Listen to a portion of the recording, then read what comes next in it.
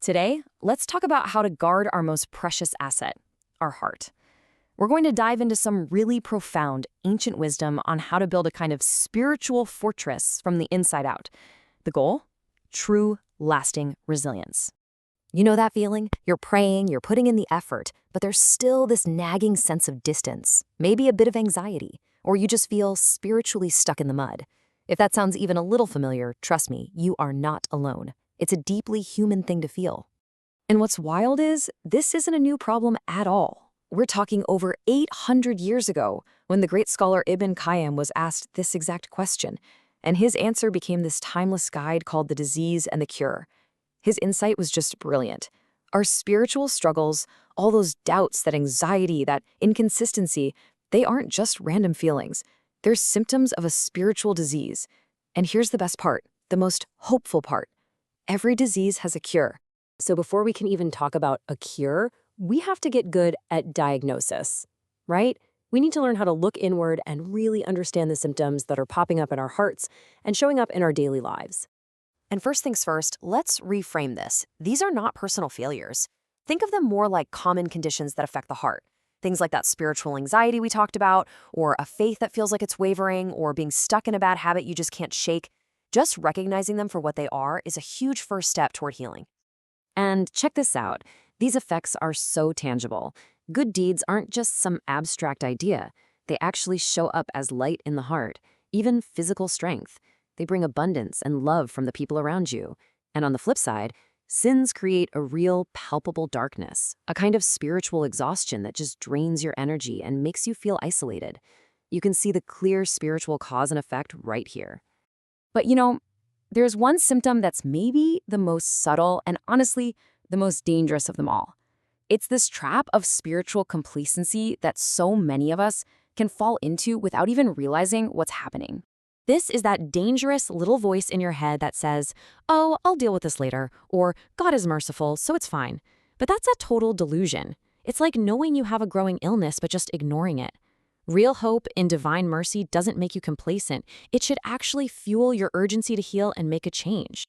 Okay, but here's the really hopeful part. No matter how far you feel or how stuck you might seem, there is always a path back. So let's talk about the actual tools we have for healing and reconnecting.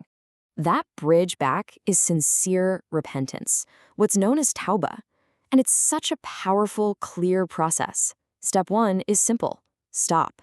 Just cease the action that's causing the spiritual harm. Step 2, regret. Let yourself feel that genuine remorse deep down. And step 3, resolve. Make a firm, solid commitment to yourself and to God that you won't go back to it. This right here, this is such a crucial shift in mindset. The goal isn't to be perfect. It's not about never, ever making a mistake. It's about becoming an expert at turning back. Real spiritual strength is built in that constant, sincere act of returning again and again. And one of our most powerful tools for this healing is prayer, or dua. I absolutely love this arrow analogy. Your prayer itself is the arrow, right? But how effective it is totally depends on the bow, which is the state of your heart. A strong, present heart shoots a powerful arrow. The string is your sincerity. Your aim is having the right intention. A heart that's distracted or anxious, well, that sends a weak, wobbly arrow. This is exactly why a focused, sincere prayer is the perfect antidote to that spiritual anxiety. It strengthens your heart and clarifies your aim. All right, so we've diagnosed the disease, we've found the immediate cure. But what about prevention? How do we build a strong spiritual immune system to protect our hearts for the long haul? The key to this spiritual immunity is cultivating something called haya. Now, this isn't just about how you act on the outside. It's a deep internal sense of awe and consciousness of the divine that lives inside your heart. When that feeling is strong, it's like a natural alarm system. It creates an internal barrier that makes you instinctively pull back from things that could harm your soul. And you maintain that immunity through steadfastness, or Istiqamah. Faith isn't some static destination you just arrive at. It's a dynamic balance. The bicycle metaphor is just perfect. If you stop pedaling, if you stop putting in that consistent daily effort, you're going to wobble and fall. You have to keep moving forward to stay upright, especially in those moments when doubt starts to creep in. So what does pedaling forward actually look like day to day? Let's get really practical here. I'm talking about some actionable tools you can start using today. let's start the day with this simple but incredibly powerful 3-step ritual. Before all the chaos of the day hits, first, set your intention. Decide that your purpose today is to grow closer to God. Second, make a sincere prayer for help and for strength.